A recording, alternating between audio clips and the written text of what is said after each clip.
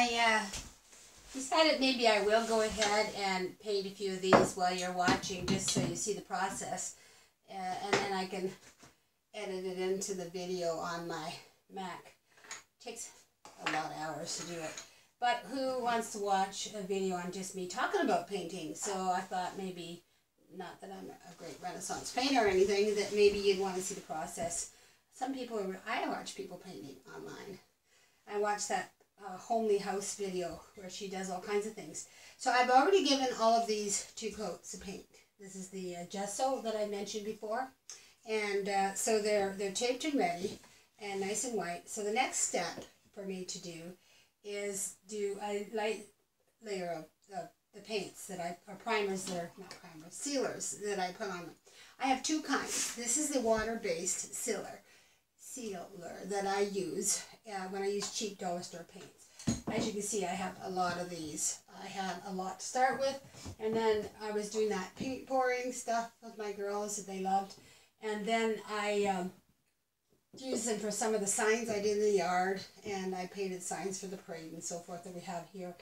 And then when my sister Shannon decided to go into pottery, I inherited a pile of more paint, not just these dollar store paints, but some really a large quantity of better quality acrylic paints, and just a pile of stuffing canvases and so forth. She really blesses me all the time. She's really an astonishing artist.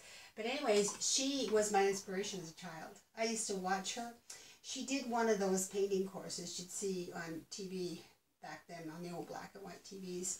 And they had books actually went out. Mom and Dad bought her an art set for Christmas, and she would paint.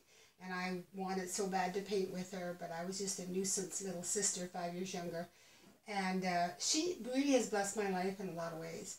She played the guitar, and she'd sing, and she'd get me to do the harmony. She'd sit on the bed and sing, and one of the ones I remember the most was the Little Brown Church in the Valley. I mean, I'm supposed to be painting here. But anyway, she'd sing that, and she'd get me to do the come, come, come, come part. And so when Mom was in the seniors' home, Shannon would always bless her by singing the old songs from the 20s and 30s that Mom loved. And so we all had to do it. So anyways, the 2 finishes I use, back to the painting, is a water-based clear. It's a Varathane. It's not always easy to find, and some places it's not cheap. This wasn't bad. I should have bought more. But I use this with the cheap paints. I do the priming, and then I give a thin coat of this spray, and then I paint whatever over it, and then I give it another thin coat. When it's good and dry, if it's going to be an outdoorsy thing, not just a picture like the ones on the walls, I use this Tremclad, which is a rust paint, but it's a high gloss clear. And I seal completely whatever it is I've painted with a couple coats of that. I have got signs that I made. They had, heroes was the theme of one of our parades, and we had to create a lawn thing about heroes. And so I had done a huge 4 by 8 foot sign of heroes, and I had, you know, firefighters, and I had police officers, and I had search dogs, and I had various groups of people in the line of duty, nurses, whatever. And in the background I had Jesus on a cross, because if you've watched my videos, you know that all good things in my life have really been blessings from my Creator and my Savior. So anyways, this Tremclads is what I put on it. And that sign has got to be 6 or 7 years old. It's been outside. Now it's on the end of my chicken coop for that many years, and it's still brilliant, vibrant color. So this stuff really helps when you put, and I think it's UV, non-yellowing, UV resistant, protective top coat, prevents tarnishing. It's been really good. But anyways, I go through quite a bit of that stuff besides the other stuff. So like I said, I've got these done with that. So now, because when Eric was going through chemotherapy last year when he had stage 4 cancer, my friend Elaine Bradley wisely advised us to get a lot of masks and gloves, because we have a huge family and a lot of friends. My husband is involved in the community in multiple capacities on many boards, and he's very friendly. I'm friendly, but Eric is out there friendly. You know, he works the room. He could have been a politician, I'm sure. But anyways, I knew we would have a hard time keeping people away when his immune system was shot. And I was right. 9 brothers, a family of 9 siblings. Some of them have, 2 of them have passed, but the rest who are living came, and my children came, and his children, you know, it was the neighbors came. So we used these masks, but when he went into remission, we still hadn't used them all. So I reclaimed them, not the used ones. I reclaimed the box, and I use it in my studio because I use a lot of, I mean, they're not great, like they're not great filters for dust and sprays, but, you know, they're handy, and I have them. And now that we have COVID-19, it's been really nice to have them. So I give them a light dusting, not a heavy dusting, for the first coat of this. And I hope I don't get it on the camera lens. But anyways, it's just a little cheap Samsung, a little tiny one, not much bigger than a phone. Does a pretty good job of taking videos. So I'll just do the rest of these. My countertop will never fade or dull because it gets so much varnish on it. Okay, so this is the fragrance-free one. Like, you don't have that strong smell, so you can actually spray. And then I actually have a hairdryer, handy-dandy hairdryer that's usually sitting right there. It is beside me. Excuse me for a minute. And then because I'm not a very patient person when it comes to being creative, I like to get things on track quick. So I only need to dry the first few because the rest will dry naturally. One has more varnish, I'll set it aside. That one's dry already. There, they'll dry naturally. So I paint my signs. Okay. The first one is the easy one. It's strawberries. So I have this little charcoal pencil thing like artists use. I don't think I'm even going to put the words on it. If my pictures are good enough, I should be able to figure it out, right? So I can take this off now. I'm not spraying. So I am going to reuse this one. So it's not going to be garbage. So anyways, I'm just going to draw from memory. Strawberries are kind of pear-shaped, unless you get them in the grocery store from Florida. And then they have those little green things on top. And then if they've been just pulled off the vine, they'll have a twig. And then they have lots of dots on them. That's the seeds. So I've done my rough sketch now, and I don't think you can actually see it, but maybe you can. Strawberry. And then for the strawberries, often they're more than one shade of red, or actually yellow than red, and the tops are green. So I have the greens. I'm trying to think, they're a lighter green, and they've sat for a while, so they may need to be shaken really well. Normally I get my colors out ahead of time, but now I'm videotaping, so I'm distracted.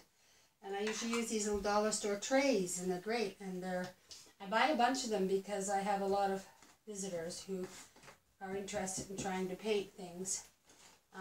My girls went through this stage. We all watch too much YouTube, I think.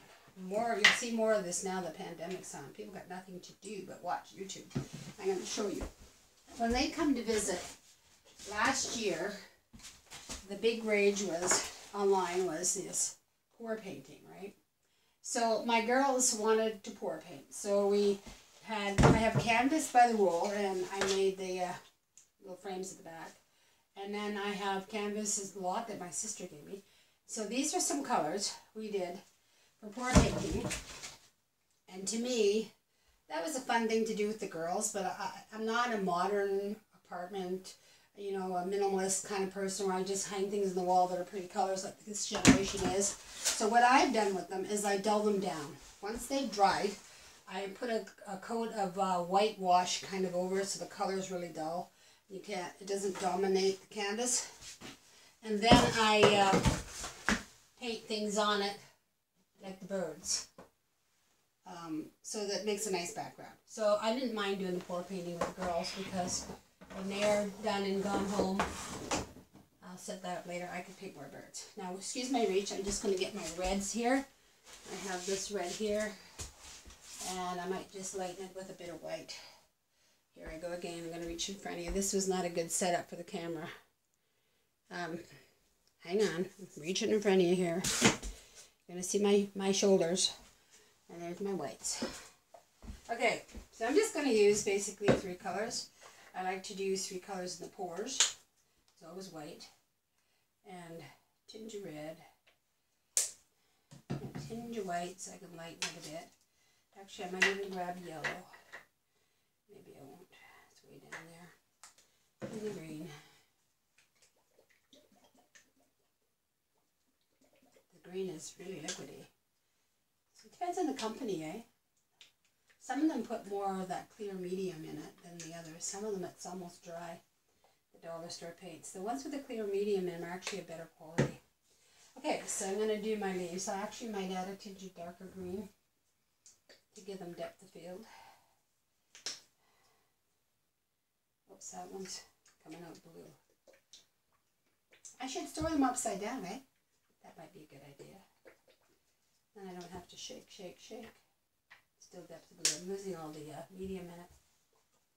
Let me try another one. I can find a cheaper one. Stupid make. They're all supposed to be, you know, water or acrylic paint, but they all are so different depending on the company you buy. Or maybe it's where you buy it. It's got a bit more green in it. Okay. So my favorite brushes are, because I'm detail oriented, you know, a lot of my friends say, why don't you do impressionistic art? Well, I have an occasion when I do the plein air arting, it looks impressionistic. But to me, art's almost like putting together a 5,000 piece puzzle. I see something like a bird or a flower or something God's created, an amazing sunset, and I'll take a picture. Not always the best quality, but I'll take a picture. And then I look at it and I'm amazed at God doing the detail he does. When you get the picture, you can blow it up and see more detail. And I'm so amazed with that detail that when I paint, I want to focus on that detail. And when it's done, I want it to look like you can almost pick it off the twig or the branch or whatever it is you painted, if it's a bird like this one. And everyone says, well, you know, it takes hours and hours and someone can just take a camera and take a picture. Why go to that trouble to paint it? But because it's what I like to do. It's, you know, and Robert Bateman instinct or something. I love, and while I'm looking at the detail that I never notice normally, if I was doing plein air, walking through the woods in a hurry or looking at the mosquitoes, I wouldn't notice how intricately the layers of the feathers are that God created, or the colors, the many colors of the birds, or the texture of the bark, or the shades in the petals on the flowers. And when I'm noticing that, when I'm painting it, because I'm really looking close, I'm amazed at God. I'm amazed at the detail that God puts into his artistry in the creation of the earth and all that's on it. So anyways, that little sermon's over, back to painting. My favorite brushes are, of course, smaller brushes. I have this set. They're slanted. They're really great for doing petals and things, and they come in various sizes. And then I have the teeny pointed ones. If you get them too small, the points fall off and you get nothing but a twig. I have the rounded end ones, which are very popular with artists. And then these slanty ones, I've got them up to quite a large size. Some are quite big. Actually, that's what I used, a larger one when I was... as you notice, when I was putting the primer, never leave your brushes sitting in the water, and here I'm leaving it in the water. Anyways, there's a bigger one, and I have two more sizes bigger than that. There, that's better. So anyways, then I'm going to take the, probably for the red, I'll use the rounded one, because I can get the color on quick. And I'm going to give it a dark coat first. Brush it in.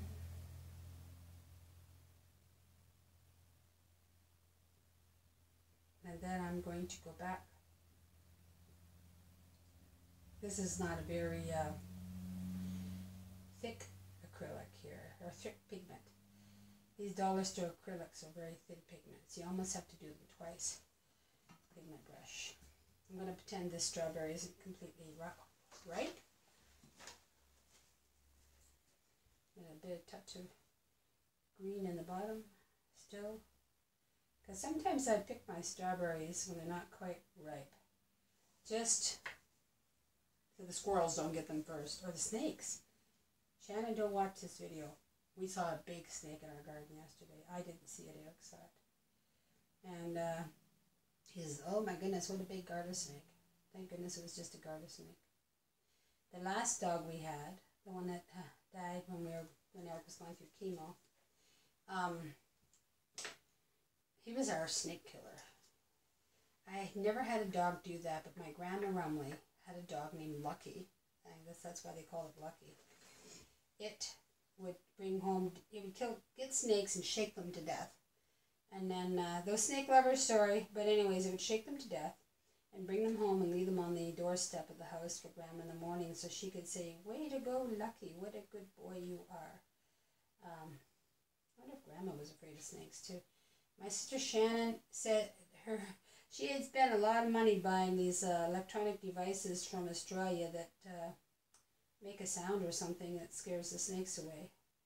It didn't really do that good a job scaring the snakes away. But anyways, they all eventually died. Even though it wasn't just the batteries, they maybe leaving them out in the weather, through all kinds of weather. We took them in every fall, but they didn't last really long. She came and got a few for when she does plein air art, because she doesn't want to be surprised by anything creeping through the forest. She and my sister Diane don't visit much anymore. Diane might be afraid of snakes too, maybe. I took a picture of the dog. If you watched my sites or on my post, you would have seen it. Carrying a snake around it, caught proud as peacock. That snake, I'm just glad he got it. We had a fish pond, notice had. And in that fish pond, we had goldfish that were huge that I'd had since my grandson Lincoln was born. We actually got them for Lincoln, but his mom wasn't into pets, so he didn't get to take them home. So we got to build a pond here, and filled it with these 8. There was 8 beautiful fish, and those fish, eventually, by the time they were 8 years old, grew these wonderful tails, like a mermaid, like even more like angel wings. And they were in the tank in the winter, and you'd see these beautiful, I painted pictures of them up there. Anyways, tails that they had.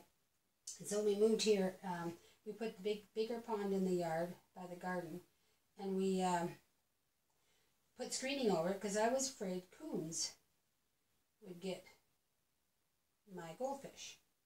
I was getting really attached after 8 years to these fish. And my dog Gabe would sit with me in the winter when it was a miserable cold day, and we'd just watch these fish swim. And I had never known before, I had them in the house, that goldfish are kind of like in the sucker family. If you ever watch a goldfish in your bowl for very long, you see when you put the food in, anything that settles on the bottom, they go down and they suck up the little bits of gravel that are on the bottom to suck the food out. And then they spit out the stones. I was amazed. So anyways, I would sit and watch these goldfish, and I'd say to Gabe, "Wow, aren't these amazing? They're so beautiful. Don't you touch. These are my pets." I mean, he wasn't a cat, but I was afraid because he was fascinated with them like I was, that he'd jump up and knock the big bowl tank over. I'm trying to darken the red now a bit. It's such a cheap quality of paint here, pigment, that it's gone on translucent kind of. So here's what I got so far. Not great, but it's coming. I wonder if I got a better quality red. I think I do. It's not coming I mean, it's going to take me a long time to do this. You guys probably don't want to spend a whole day watching me paint red with cheap paint. I should get out the better acrylics that my sister gave me. That would probably be a smart thing to do. But I like painting, so I'm patient. So when it's done, I'll show you. So anyways, the dog would watch the goldfish with me and knew that I loved the goldfish.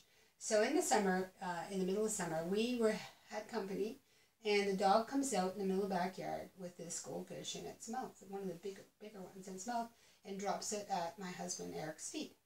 And I was so surprised and upset, and I scolded the dog, and we caught the fish and put it back in the pond. And the pond, I don't know if you ever saw it in any of my pictures, it was kind of a kidney-shaped thing, and I had screwed down small gauge wire over the pond, right up to where the pump was, where the water fountained back in and aerated the pond.